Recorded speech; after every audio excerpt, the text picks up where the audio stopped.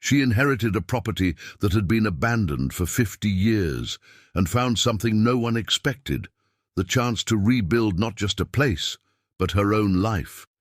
Can you imagine arriving at a place taken over by weeds, where the walls are crumbling, where there isn't even clean water to drink, and still deciding to stay? Well, that's exactly what happened in the rural heartland back in March of 1973, when a woman with nothing to her name accepted an inheritance that everyone else thought was a curse. Take a moment right now to comment down below where you're watching this video from.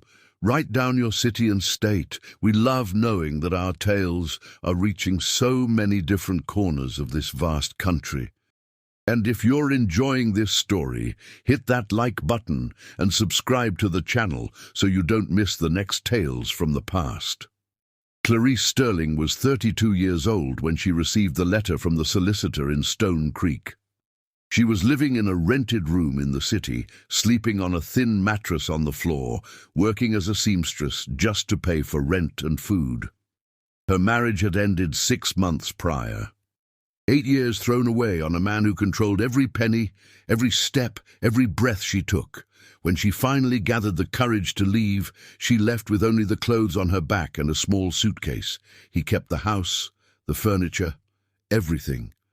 Clarice kept her freedom and the emptiness. The letter arrived on a Tuesday morning. The yellowed envelope bore the law office's stamp and smelled of old paper. Clarice opened it with trembling hands, thinking it was a bill for some debt she didn't know existed, but it wasn't. The letter stated that her great-aunt, Amelia Sterling, had passed away at 91, leaving Clarice a rural property of 30 acres in the district of Stone Creek. The reading of the will would be the following Friday. Clarice had to sit on the bed. Great-aunt Amelia. She had heard of this woman maybe twice in her life. A distant aunt who lived alone in the country, whom the family didn't visit, and whom no one spoke much about. Clarice didn't even know she was still alive. And now she had left her a property. 30 acres. Clarice had no idea what to do with 30 acres of land. On Friday, she took the 5 a.m. bus. It was a 6-hour journey down dirt roads, dust drifting in through the windows, the scorching sun turning the bus into a greenhouse. Clarice brought her small suitcase with everything she owned.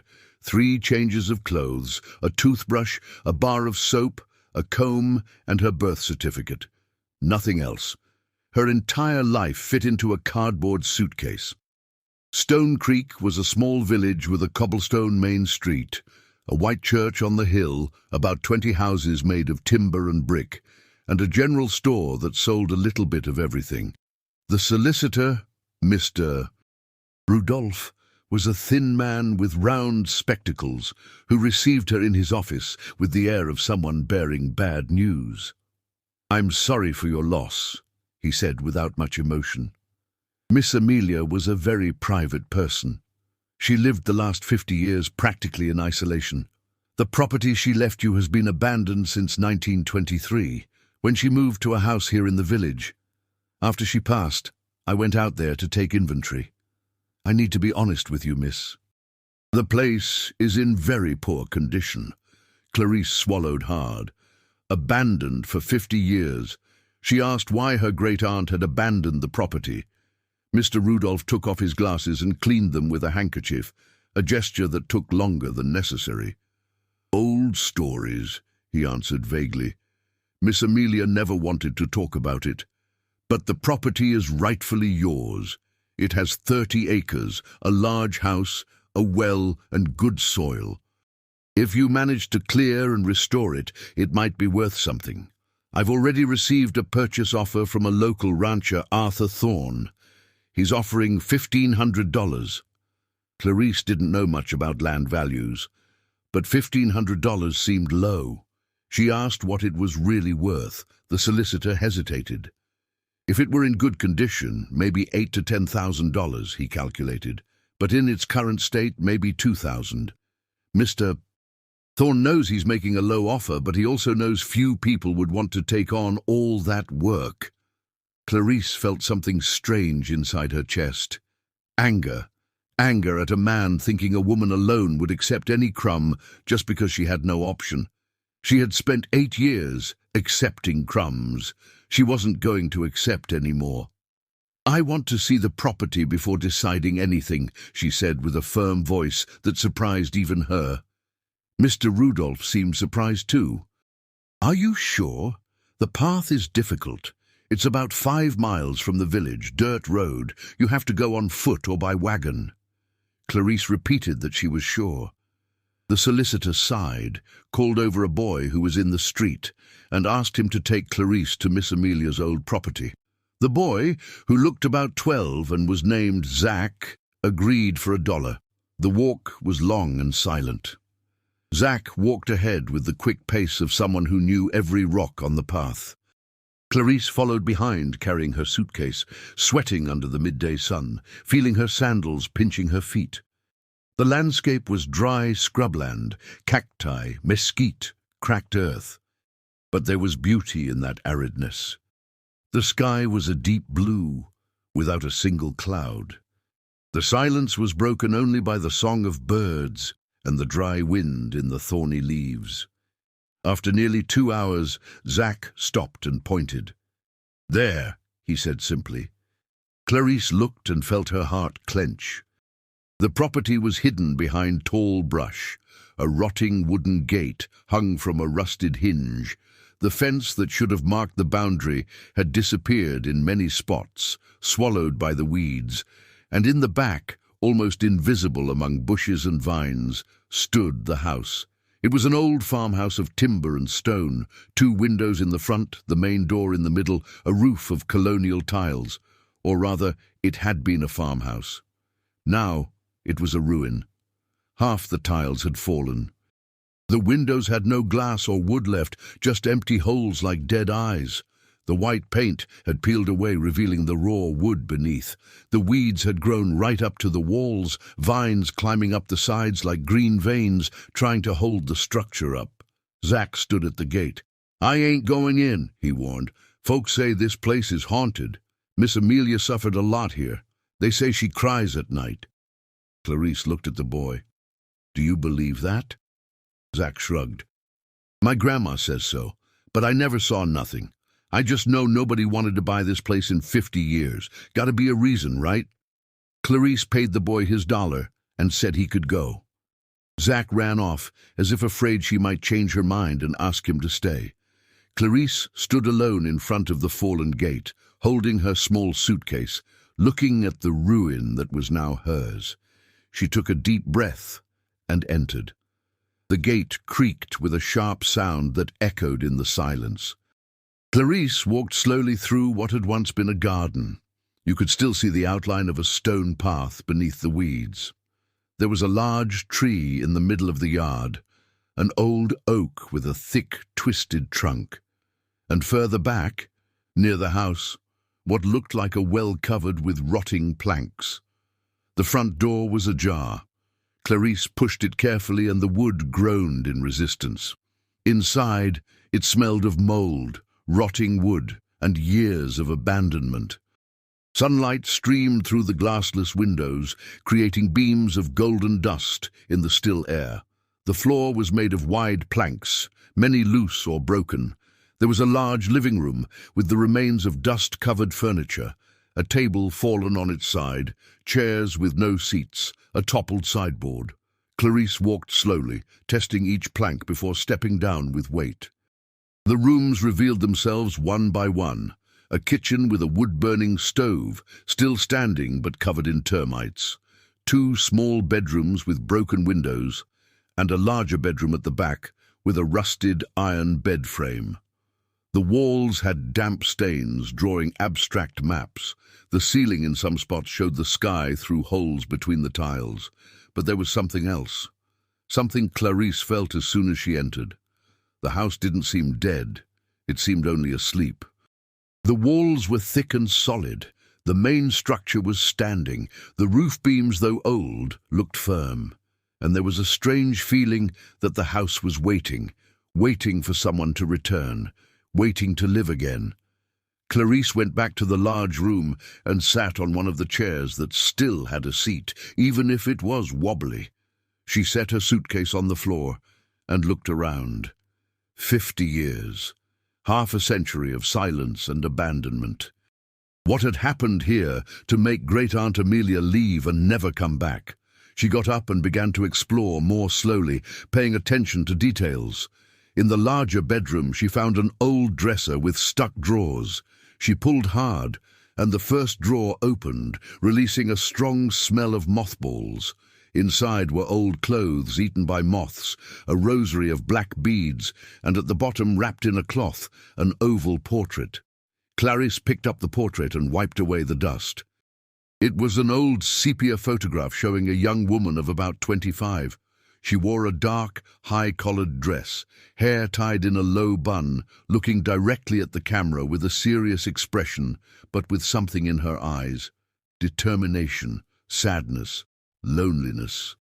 Clarice turned the portrait over. On the back, written in pencil in neat handwriting, Amelia, 1923, the great-aunt, before abandoning this house, before 50 years of solitude in the village. She was beautiful, Clarice thought, and she looked strong. What happened to make a woman like that give up on this place? Clarice put the portrait in her suitcase and continued exploring. In the kitchen, she found antique dishes still arranged in a warped cupboard, porcelain plates with blue flowers, delicate cups, a metal milk jug, everything covered in dust, but intact, as if the owner of the house had left thinking she would return soon. In the backyard, the biggest surprise. Beyond the well, there were signs that a large vegetable garden had once functioned there. You could see the old beds, now taken over by weeds. And there were fruit trees, peach, guava, pecan, all old but alive, producing fruit that fell to the ground and rotted with no one to harvest it. Clarice walked to the well. The planks covering it were rotten but still holding. She pushed one aside carefully and looked in. Deep darkness. But she heard the sound, the echo of water down there. The well wasn't dry. It had water.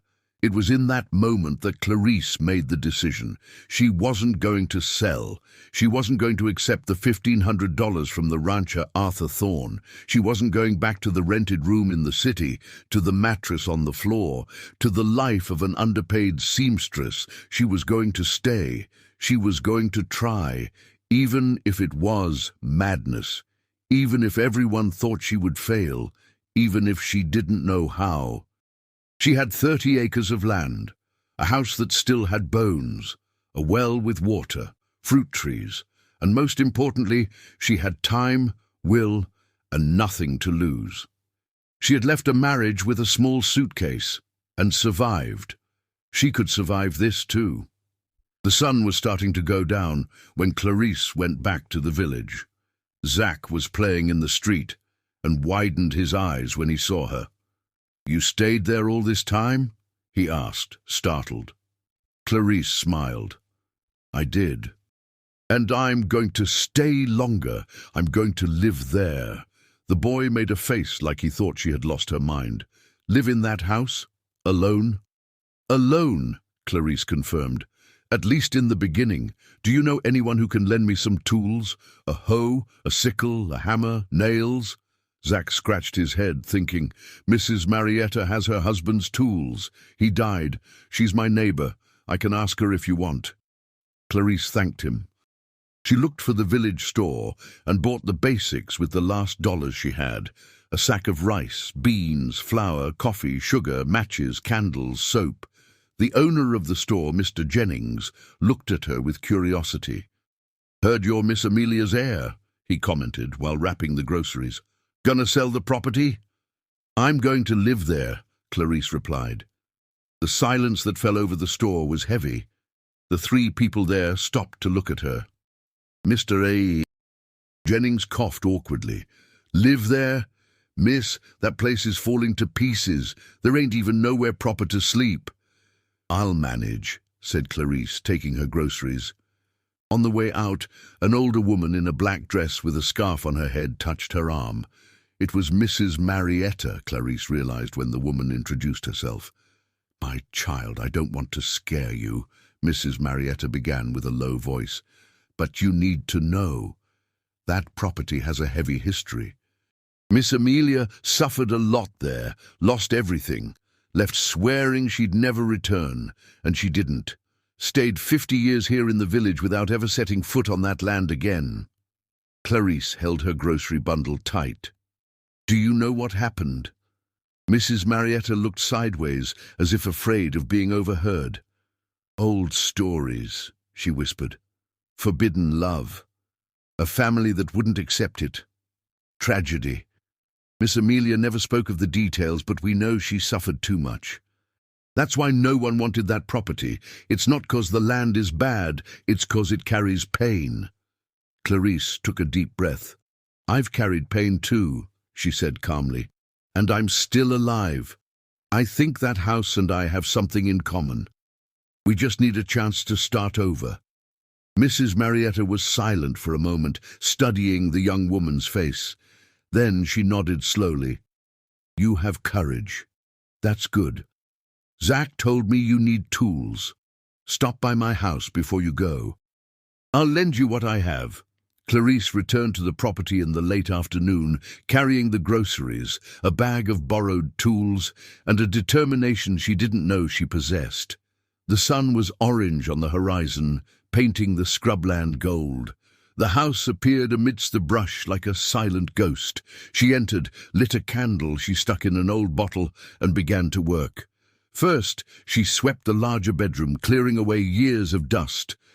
Then she took the iron bed and cleaned it as best she could. She found old sheets in a drawer, shook them until the mold smell faded, and improvised a mattress with the clothes she had in her suitcase. It wasn't comfortable, but it was hers. She made a fire in the kitchen's wood stove using dry branches from the yard. It took 3 attempts to get it lit, but when the flames finally caught, Clarice felt a small but real victory. She cooked rice and beans in an old pot she found in the cupboard. She ate, sitting on the kitchen floor, by candlelight, listening to the sounds of the night coming through the glassless windows. There were crickets singing, wind in the trees, some night bird making its distant call. And in the silence between the sounds, Clarice realized that for the first time in months, she wasn't afraid. She was tired, dirty, not knowing what tomorrow would bring. But she wasn't afraid. She washed the dishes with water she had brought from the village in a bucket. Then she took a lantern she found and went to the well. Carefully, she tied the bucket to an old rope that was still attached there and lowered it until she heard the splash of water. She pulled it back up. The bucket came up full of crystal clear, cold, limpid water. Clarice tasted it. It was good, sweet. The well was alive. She filled 2 buckets and took them inside. She took a cold bath in the backyard, behind the house, using soap that stung the blisters already forming on her hands from so much sweeping and cleaning. She put on clean clothes, tied back her wet hair, and lay down on the iron bed. The ceiling had a hole through which she could see stars. Thousands of stars shining in the dark country sky, far from the city lights. Clarice lay looking at that infinite sky and thought of great Aunt Amelia, the girl in the 1923 portrait. Had she lain in this same bed? Had she looked at these same stars? Had she dreamed of a different future? Exhaustion won over the questions. Clarice fell asleep to the sound of the wind in the ancient trees and the certainty that she had made the right decision. This house was waiting for her. This land was waiting for someone who had the courage to try again. And she was going to try, even if it took years, even if she broke down again, even if everyone thought she was crazy. She had 30 acres, a standing house, a well with good water and nothing left to lose. It was enough to start. Clarice woke up with her whole body aching. Her back complained about sleeping on the iron bed without a proper mattress. Her arms burned from so much sweeping and carrying weight. Her hands had red blisters on the palms, and when she tried to get up, her legs protested with cramps that made her bite her lip not to scream. The light of dawn entered through the glassless window, bringing the heat that began even with the rising sun. Clarice sat on the edge of the bed and looked at her own hands. Hands that had always been delicate, those of a seamstress who spent the day sewing, who had never done heavy manual labor. Now they were wounded, dirty with earth under the nails, rough. She took a deep breath and got up. No use complaining. There was work waiting. The first few days were the hardest Clarice had ever faced in her life, worse than the fights in her marriage, worse than the loneliness in the city, worse than the fear of an uncertain future. Because now it was physical pain added to extreme exhaustion, added to the constant doubt of whether she could really do it. She started with the house, one room at a time, methodically. She woke with the sun, made strong coffee on the wood stove, ate bread and butter she bought in the village every 3 days, and went to battle. She cleaned the living room first. She swept the floor, removing years of dry leaves, twigs, dirt, droppings from animals that had lived there. She removed the broken furniture and piled it in the yard. She scrubbed the walls with a wet cloth, removing spiderwebs and mold stains. She patched the smaller holes with clay she kneaded with her own hands. It took 3 whole days just for the living room. At the end of the 3rd day, when the sun was setting and she stopped to look at the result, Clarice felt the first real victory. The plank floor, though old and stained, was clean. The walls had turned white again in some parts, and the room didn't smell of abandonment anymore. It smelled of soap, of work, of a fresh start. She then moved to the kitchen. This took 5 days. The wood stove was covered in termites, but the iron structure was solid. Clarice scrubbed every part with sand and water until she removed the rust and dirt. She cleaned the chimney that was clogged with birds' nests. She fixed the little oven door with wire. She washed all the dishes in the cupboard, separated the broken ones, and kept the good ones. It was during the cleaning of the kitchen that she found the first letter. It was tucked behind the cupboard, yellowed and fragile. Clarice opened it carefully. The handwriting was the same as on the portrait, neat, firm, beautiful. March 15th, 1923. Today I woke up and realized I will have to be strong alone. I cannot count on family who turned their backs. I cannot count on those who judged me without listening. This house will be my refuge. This land will be my strength. I will prove that I can do it. Clarice read and reread it. The date, 1923. Exactly 50 years before she arrived here, and the words seemed written for her. Amelia had felt the same loneliness, the same determination, the same need to prove something. She kept the letter with the portrait in her suitcase. Now she had 2 treasures, the photo and her great-aunt's words. After 2 weeks, the house had changed visibly. Clean living room, functioning kitchen, 2 small bedrooms tidied up. What remained was the larger bedroom Clarice used, the bathroom which was just a small room with a basin and starting the major repairs. That was when Mrs. Marietta appeared. She arrived in the morning bringing a basket with bread, white cheese and fruit preserves.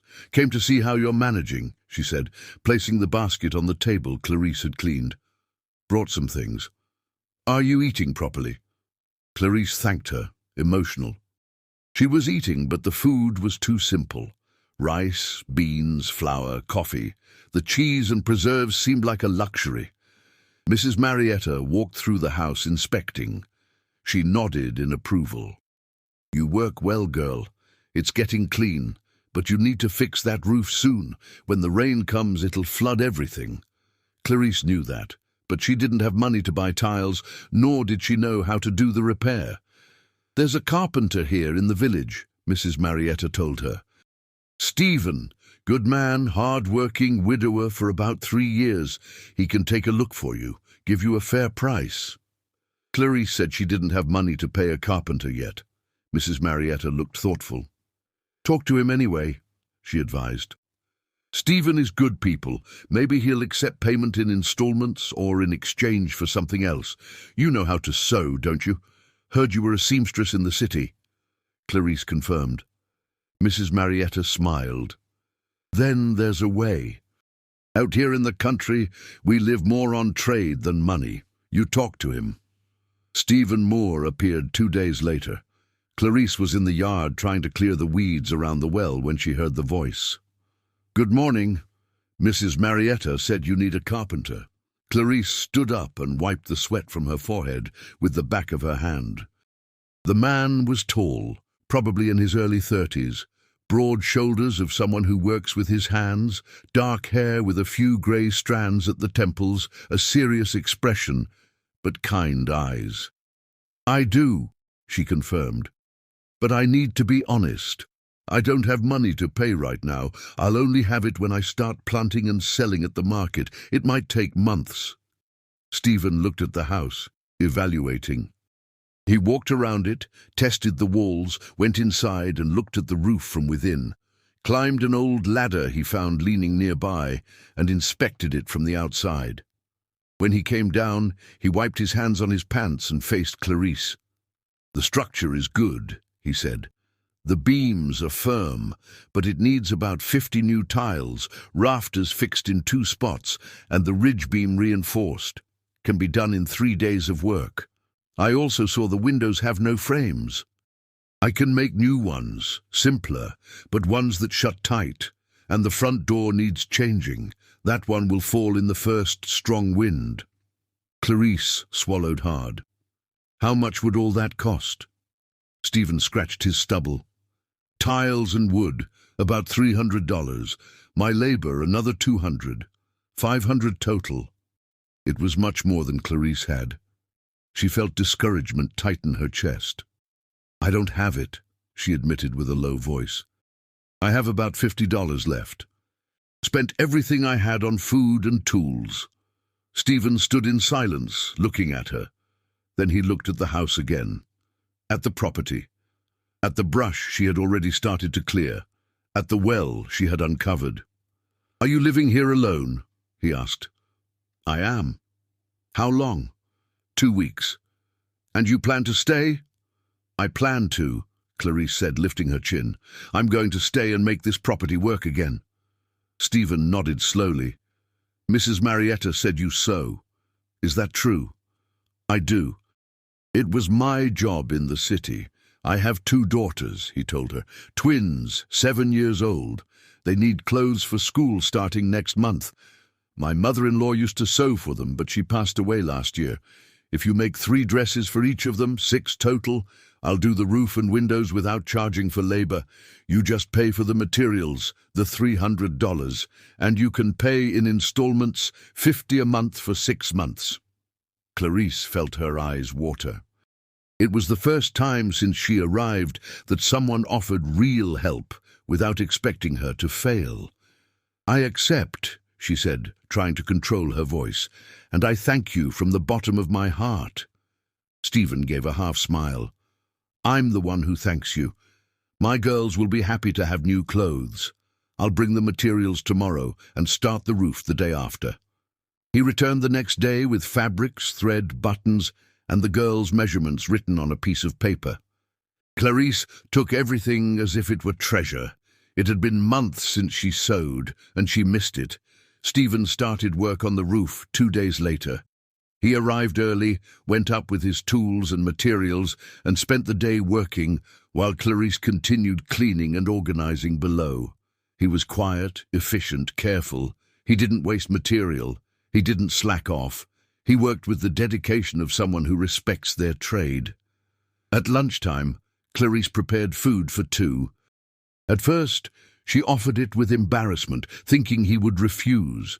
But Stephen accepted with thanks, sat at the clean table in the living room, and ate in respectful silence. It was during these lunches that they began to talk. Little at first. Short sentences, but gradually the stories came out. Stephen told her he had been a widower for 3 years. An accident. His wife fell from a ladder at home and hit her head. She died on the way to the town hospital. left him with two little girls. He had thought about giving up on everything in those first months, but his daughters needed him. So he continued, worked, cared for them, played the role of father and mother as best he could. Clarice told him about her marriage, 8 years of control, of erasing her own voice, of living in fear of stepping out of line. When she finally had the courage to leave, she left with nothing. But she left. And now she was here trying to rebuild not just a house, but her own life. Take this moment to leave a like if you are enjoying this story of resilience, and subscribe to the channel so you don't miss future tales. Stephen finished the roof in 3 days as promised. The new tiles shone in the sun. The house had no more holes in the ceiling. The windows got simple but efficient frames that opened and closed properly.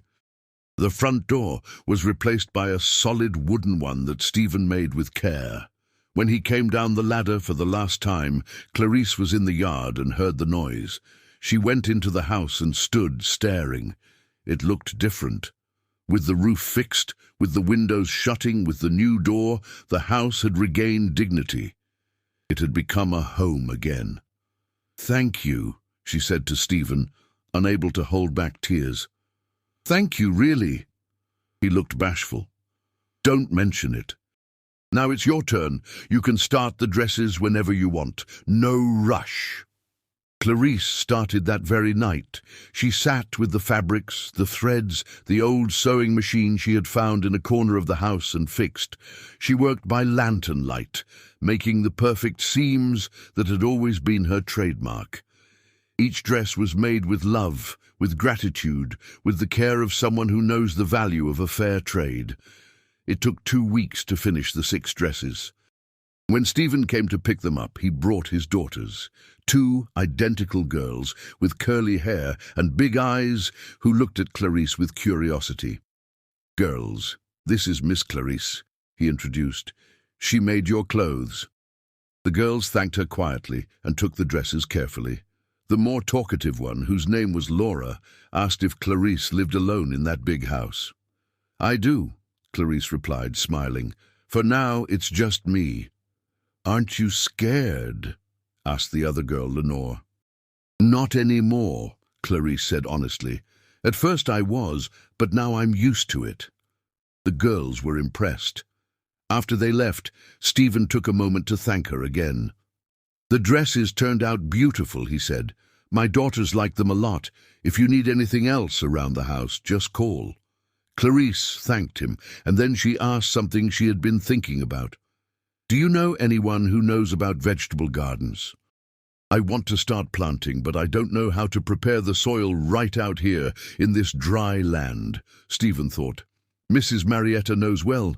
She's had a garden for 30 years. She can teach you." Mrs. Marietta appeared the following week and spent 2 whole afternoons teaching Clarice how to prepare the beds, what kind of soil to mix, how much water to use without wasting, what to plant first: greens, onions, lettuce, tomatoes, peppers, crops that grew fast and could be sold at the market. Clarice worked in the garden every morning. She dug, prepared beds, planted the seedlings Mrs. Marietta brought, watered with water from the well carried in buckets. The hands that were already calloused became even more so, but now the blisters had turned into useful calluses.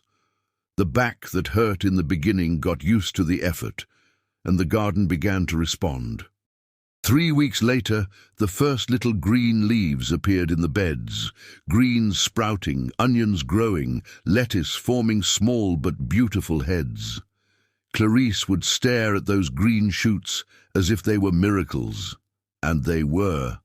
Small miracles of life sprouting from land that had been dead for 50 years. It was during this time that rancher Arthur Thorne appeared. He arrived one afternoon riding a fine horse, wearing a leather hat, dressed like someone with money. 2 ranch hands came with him. "Good afternoon," he greeted, tipping his hat. "Are you the new owner?"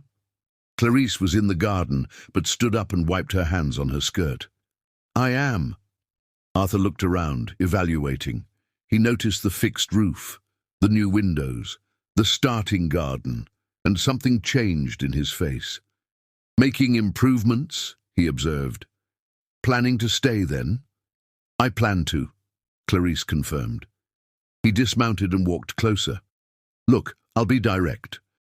I made an offer to the lawyer when you arrived. $1,500 for the property. The offer still stands. Actually, seeing as you already fixed a few things, I can go up to $2,000. It's good money. Enough for you to buy a small house in the village and still..."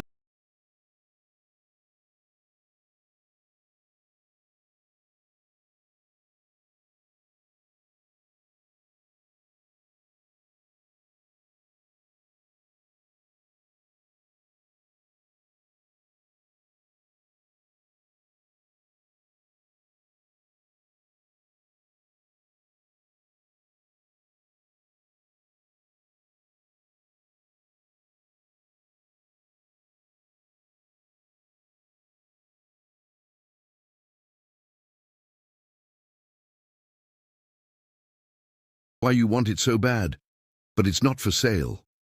Arthur's smile vanished. He put his hat back on and mounted his horse. "You're going to regret this decision," he warned. "When reality hits and you realize you can't handle it, I won't offer $2,000 again. It'll be $1,000 or less." He left with his ranch hands without looking back. Clarice stood watching them go, her heart beating fast. She had made an enemy, but she couldn't yield. She wouldn't yield. She told Stephen when he showed up to collect the $50 for the first installment. Stephen frowned with concern. "Arthur doesn't like hearing no," he warned. "He'll try to pressure you in other ways. Stay sharp." And indeed it began. Small things at first. Arthur's cattle escaped and trampled part of the fence Clarice had started to fix. The wagon bringing supplies to the village forgot to bring the things she ordered 2 times in a row. At the store, Mr. Jennings started charging her more than the others. But Clarice didn't back down. She fixed the fence again. She went to fetch supplies on foot, and she started buying from another supplier in a neighboring village when she went to sell at the market. The garden grew. 2 months after planting, Clarice did the first harvest. Lettuce, green onions, herbs, some tomatoes, still small but beautiful. She woke before the sun, picked everything carefully, arranged it in a basket, and walked to the village market. She set up her small stall in a corner. The vegetables were fresh, green, beautiful, but people passed by and didn't buy. They looked, whispered, and moved on. Clarice realized Arthur had spread something, had applied pressure. It was Mrs. Marietta who bought first. She arrived, looked at the greens, and said loud enough for everyone to hear, "What beautiful lettuce! You can see it was cared for with love. I'll take 3 heads." Then came Stephen with his daughters. He bought onions and herbs. And then other people started arriving. Slowly, with suspicion at first, but they bought. By the end of the morning, Clarice had sold half the harvest and earned $23. It wasn't much, but it was hers. Earned with the sweat of her own brow, with honest work, with the land she had woken up. Months passed. The garden produced every week. Clarice sold at the market, paid the installments to Stephen, bought more seeds, planted more. The chickens, Mrs. Marietta gave her, started laying eggs. She sold the eggs too, made cheese with milk a neighbor brought in, exchanged for vegetables. The house changed little by little. It gained color when Clarice bought cheap paint and painted the facade white. It gained flowers when she planted chrysanthemums in front. It gained life when she opened the windows every morning, letting sun and wind enter. And Clarice changed too. The body that was thin became strong. Arms gained muscle. Calloused hands held the hoe firmly. The sunburned face had gained freckles, and something in her eyes had changed. There was no more fear. There was determination. There was pride. There was certainty. Stephen started showing up more often. always with an excuse, checking if the door was holding up, checking if the roof was still good, bringing a piece of meat that was left over. But Clarice noticed it wasn't just that. He stayed longer, talked more, helped with small things without charging, and she started waiting for his visits, started fixing her hair before he arrived, started making better coffee, started noticing the way he smiled when he thought she wasn't looking. But they didn't talk about it. Not yet. It was early. Both still had wounds healing, but the feeling was there, growing slowly like the plants in the garden, roots taking hold before sprouting. It was on a Saturday afternoon that it happened. Clarice was coming back from the market, empty basket on her back, happy because she had sold everything. When she arrived at the property, she saw something strange. The front door was open, but she had left it closed. She entered slowly, heart racing. The house was ransacked. Someone had entered and thrown things on the floor, clothes scattered, dishes broken. The sewing machine toppled over, and on the living room wall, written with charcoal in large letters, "Get out." Clarice sat on the floor amidst the mess. She didn't cry, she had no tears left to waste, but she felt rage boiling in her chest.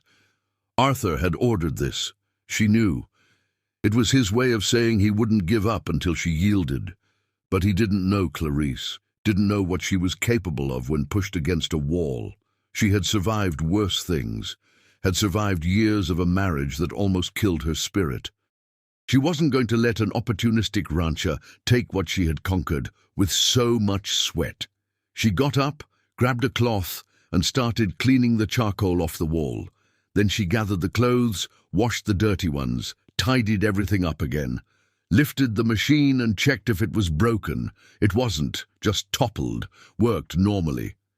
When Stephen arrived the next day and saw the remains of the charcoal she couldn't completely remove from the wall, he went pale with anger.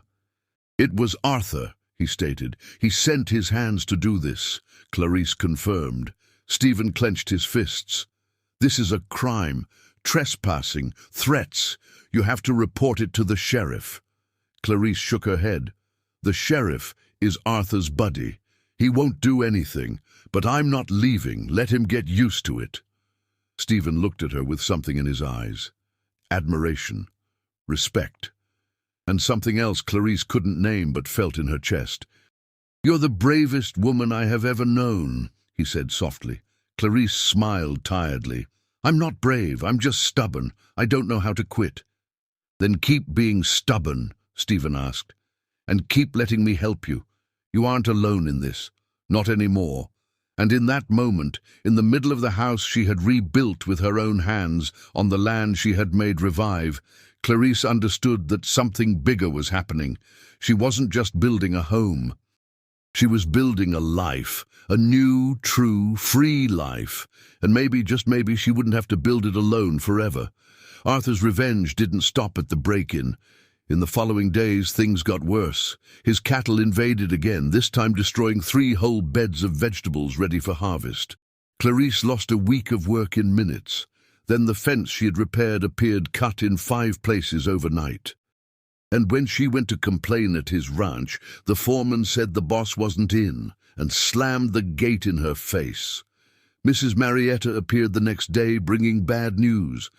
"Arthur is spreading rumors that you're struggling," she said worriedly, "saying the property is draining you, that you'll have to sell soon. He's trying to isolate you, make folks think you won't make it." Clarice felt the weight of the strategy. Arthur wasn't going to use just force. He was going to use gossip, social pressure, accumulated exhaustion. He was going to try to break her from the inside until she gave up herself. But he didn't count on one thing. Clarice had been broken before, had been isolated, humiliated, made to feel she was worth nothing. And she had survived. She knew what rock bottom looked like, and she was never going back there. She worked even harder, woke before the sun rose and went to sleep after the moon was up, replanted the destroyed beds, fixed the fence again, this time reinforcing it with barbed wire she bought with money from egg sales, planted more, always more. The more Arthur destroyed, the more she rebuilt. Stephen started showing up every day. He brought his daughters on weekends, and they helped Clarice in the garden, small hands planting seeds, watering with care, laughing when the water splashed. Their presence brought life to the property, brought the sound of children playing where before there was only the heavy silence of abandonment. And Clarice realized she was smiling more, that she woke up excited even knowing the day would be hard, that she looked at Stephen and felt something warm in her chest she hadn't felt in years, maybe had never truly felt. It was on a Sunday afternoon that it happened. Stephen had stayed to help fix the chicken coop that needed reinforcing. The girls were playing in the yard, chasing chickens and laughing. Clarice was making coffee in the kitchen, and suddenly Stephen was standing in the doorway looking at her with that expression she already knew, but that was now more intense. "Clarice," he called softly. She turned. "Yes?" Stephen entered the kitchen slowly, wiped his hands on his pants in a nervous gesture. "I'm not good with words," he began. "Always been a man of doing, not talking. But there's something I need to say before my courage runs out." Clarice felt her heart speed up. "Say it." "I like you," he said directly, looking into her eyes. "I really like you. It's not just admiration for what you're doing here, it's more. It's you. The way you don't give up, the way you treat my daughters, the way you look at plants growing like it's a miracle. I wake up thinking about you, go to sleep thinking about you. And I don't want to pretend it's just friendship anymore." Clarice was speechless for a moment. Then she smiled, a true smile that lit up her tired face. "I like you too," she confessed. "I don't know when exactly it started. I think it grew slowly, like everything here. But it's here, and it's real." Stephen took a step forward. "Can I kiss you?" "You can," she whispered. The kiss was soft, careful, full of promise. It wasn't a kiss of desperate passion. It was a kiss of people who know the value of building something solid, brick by brick, day after day. It was a kiss of true new beginnings. When they separated, Laura appeared at the kitchen door and made a face of disgust that only a 7-year-old can make. "Ew! Daddy is kissing Miss Clarice!" Lenore appeared behind her sister and hit her. "It's not you, silly. It's beautiful. Does that mean she's going to be our mom?" The two looked at Stephen and then at Clarice with hope so obvious that the two adults laughed awkwardly. "Easy, girls," Stephen said. "Things don't work that fast." "But they can work slowly," Clarice completed, taking his hand, "if you want them to." The girls shouted with joy and jumped to hug Clarice's legs, and in that moment, in the middle of the simple kitchen of the house she had rebuilt, Clarice understood she had found more than she expected. She hadn't just found a home. She had found a family, but the happiness lasted little. 2 days later, at the market, Clarice sold her greens as usual and was putting the money away when she heard the commotion. Mr. Jennings, the store owner, was arguing with someone. She approached and saw it was Stephen. "I won't stop supplying her just because Arthur ordered it," Stephen yelled. "Clarice is a customer like any other." Mr. Jennings lowered his voice, but Clarice heard. "Arthur said if I keep selling to her, he stops buying here. And he's my biggest customer. I need his money." Clarice felt rage boil. Arthur was using economic power to isolate her completely, trying to make sure no one sold to her, no one bought from her, until she had no choice but to leave. She walked into the store with firm steps. "Mr. Jennings, you do what you think is best for your business, but know that I'm going to continue, with or without your store. I'll buy in the next village if I have to. I'll sell at another town's market, but I won't give up. You can tell Arthur that." The news traveled fast. Everyone in the village heard, and opinions started to divide. There were folks who thought Clarice was being too stubborn, that she should accept defeat and sell. But there were folks who started to admire her courage, her persistence, her refusal to bow down. Mrs. Marietta organized a meeting at her house, called the women of the village, 12 women showed up, some curious, others supportive.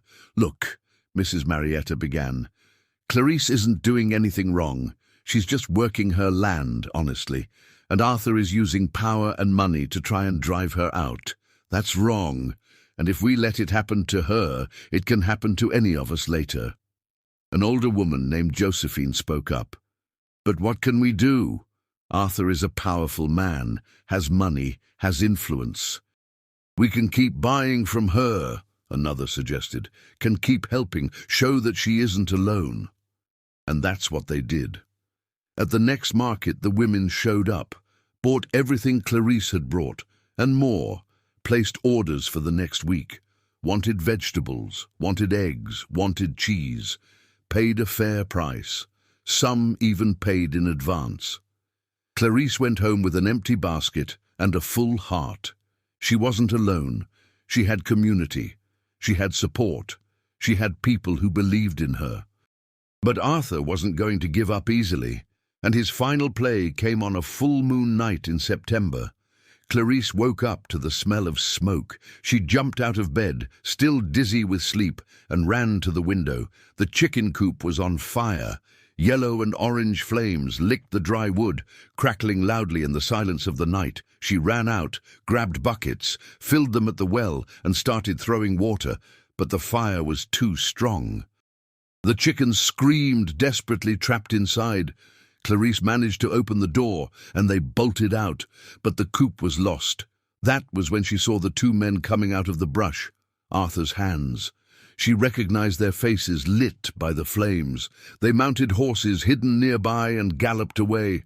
Clarice didn't try to chase them. She stood watching the coop burn until it turned to ash and embers. When the fire finally died out on its own, it was almost dawn.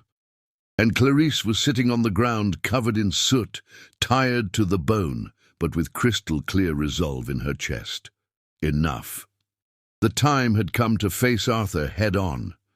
If you are rooting for Clarice to win this battle, leave your like now and share this story. At dawn, Clarice bathed, put on the cleanest clothes she had, tied back her hair, and went to Arthur's ranch. She banged on the gate hard until the foreman appeared. "I want to speak to Arthur. Now." The foreman tried to dismiss her, but Clarice didn't leave. She stayed there banging on the gate until Arthur finally appeared, irritated. "What do you want?" he asked without getting off his horse. Clarice looked at him without fear. "I want you to stop. Stop the invasions. Stop the pressure. Stop the threats. I'm not selling, ever. You can do whatever you want. I'm not leaving that land." Arthur laughed. "You have no choice, girl. Your property borders mine. I need those lands to expand, and I will have them, one way or another."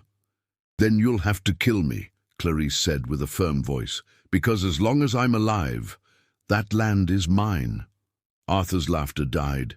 He dismounted and came close to her. "Careful what you wish for," he threatened quietly. "Accidents happen." Clarice didn't back down. "And crimes too. And I have witnesses. I saw your hands running from the fire yesterday, and I'm going to report it. To the sheriff, to the district attorney, to anyone who will listen. You might be powerful, but you don't own the law." Arthur went red with rage. He left without answering. But Clarice saw something in his eyes she hadn't seen before. Uncertainty. She had touched a nerve. He could buy a lot of people, but he couldn't buy everyone, and if she made enough noise, there would be consequences. Clarice went straight to the law office, found Mr. Rudolph and told him everything. The solicitor listened seriously, took paper and pen, and noted everything down as an official statement. "I'll forward this to the district attorney," he promised. "Arson is a serious crime. Arthur will have to answer for it." The news spread, and more people started talking. A merchant said Arthur had pressured him 2 years ago. A family said they had lost land to the rancher through forged debts. Stories started coming out of the shadows because someone finally had the courage to confront him. The district attorney came to the village the following week. heard witnesses, investigated, and subpoenaed Arthur to testify. The rancher went, accompanied by an expensive lawyer, but left pale and silent. 2 weeks later, Mr. Rudolph appeared at Clarice's property with news. The DA accepted the complaint. Arthur is going to be prosecuted, and more, he made a deal. He's going to pay you damages for the coop and the destroyed crops, $1,000, and signed a document committing not to bother your property anymore under penalty of prison.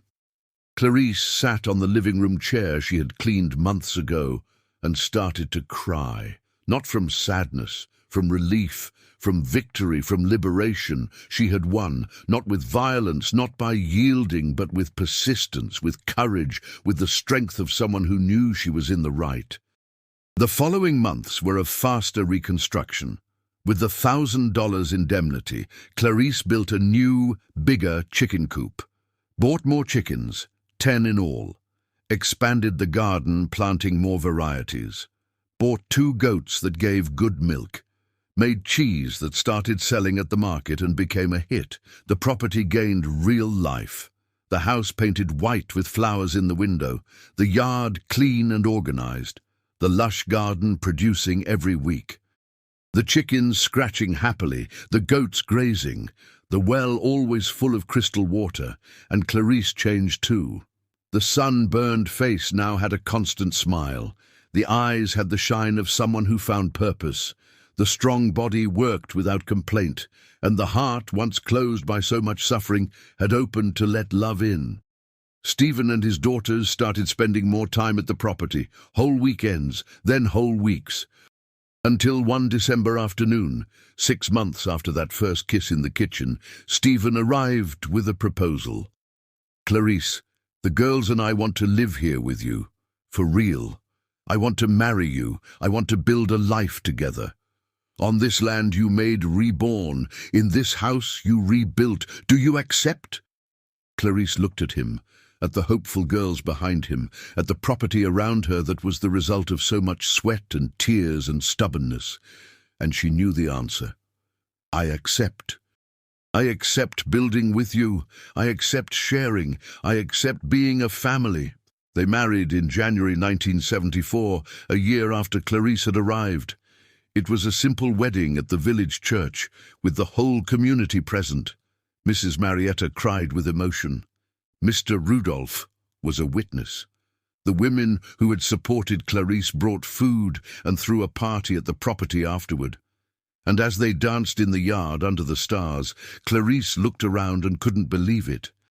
A year before she had arrived there with nothing, alone, desperate, with a small suitcase and no hope. Now she had a solid and beautiful house, had productive land, had a prospering business, had a community that respected her, had a husband who loved her, had daughters who called her mom, had a life, had a home, had peace. Stephen pulled her close and whispered, "You did it. Transformed ruins into a home. Transformed abandonment into life." Clarice rested her head on his shoulder. "We did it," she corrected. "Alone I would have given up, but with help, with love, with stubbornness, we can do anything." Months turned into years. The property continued growing.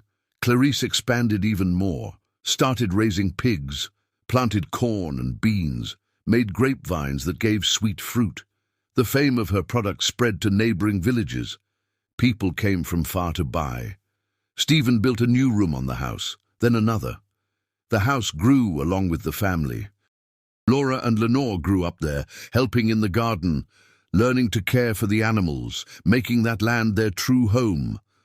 And on an afternoon in March 1976, exactly 3 years after arriving, Clarice was in the yard when she found another letter.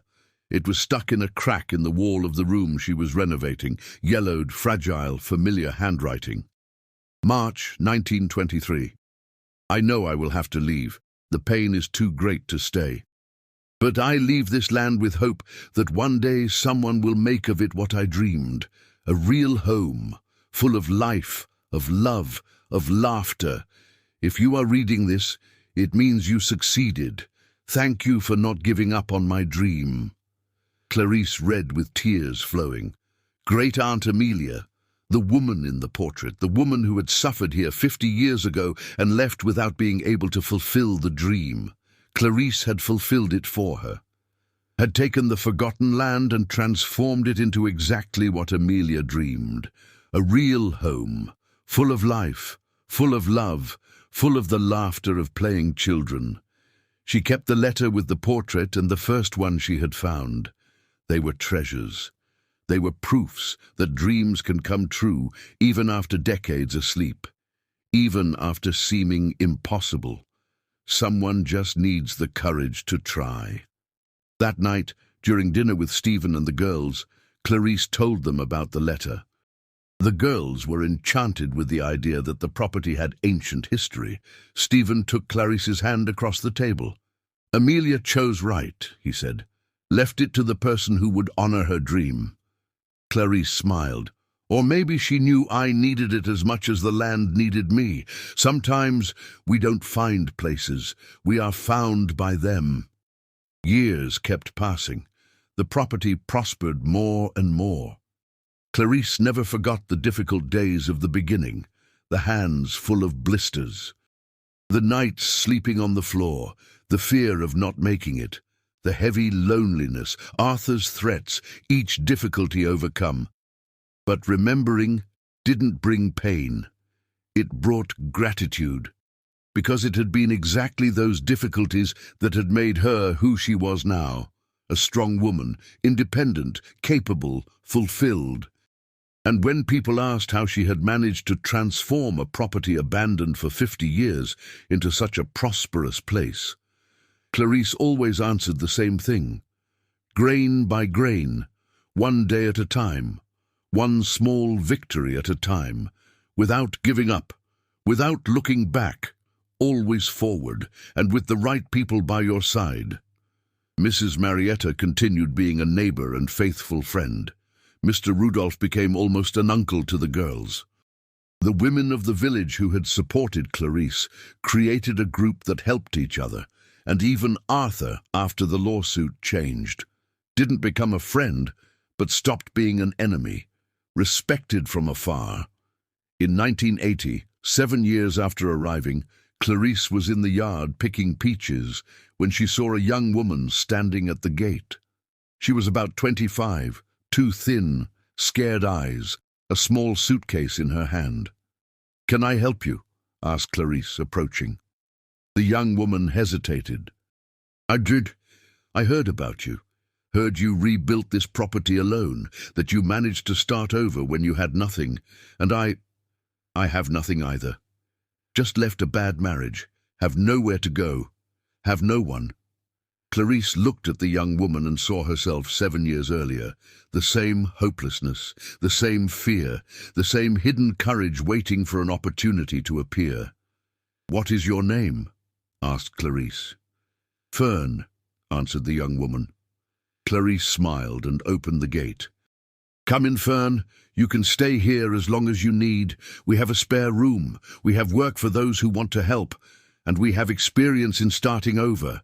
You are not alone." Fern entered with tears of relief, and Clarice understood that the legacy wasn't just the restored land. It was the possibility of helping other women find the same path. It was transforming the home she built into a refuge for those who needed a chance. In the following years, other women came. Some stayed weeks, others months, one stayed 2 years. Clarice opened the doors, offered work on the property, taught what she had learned, and gave what she had received: hope. The house that had been abandoned for 50 years became a vibrant home full of life, became an example, became proof that starting over is possible, that forgotten land can be transformed, that women alone can build empires with their own hands when given a chance. And Clarice, every night before sleeping, looked out the window at the property lit by the moon and gave thanks. Thanked Great Aunt Amelia for leaving her not just land, but a purpose. Thanked every person who had helped along the way. Thanked destiny itself that had brought her to that exact place at the exact moment. She had inherited a property abandoned for 50 years, and had transformed it into a home, not just for her, but for everyone who needed a place to start over. To grow, to bloom. Amelia's dream of 1923 was alive in 1980, and it was going to stay alive as long as there were people willing to work, to believe, to not give up, to build grain by grain, brick by brick, day after day, because in the end, that was what transformed abandonment into life. It wasn't magic, it wasn't luck, it was persistent work, it was stubborn courage, it was dedicated love, it was waking up every day and choosing to continue, choosing to try. Choosing to believe that tomorrow can be better than yesterday. And Clarice had chosen that every day for 7 years and was going to keep choosing, because that land wasn't just an inheritance anymore. It was a conquest. It was a victory. It was home. And nothing and no one was ever going to take that away from her again.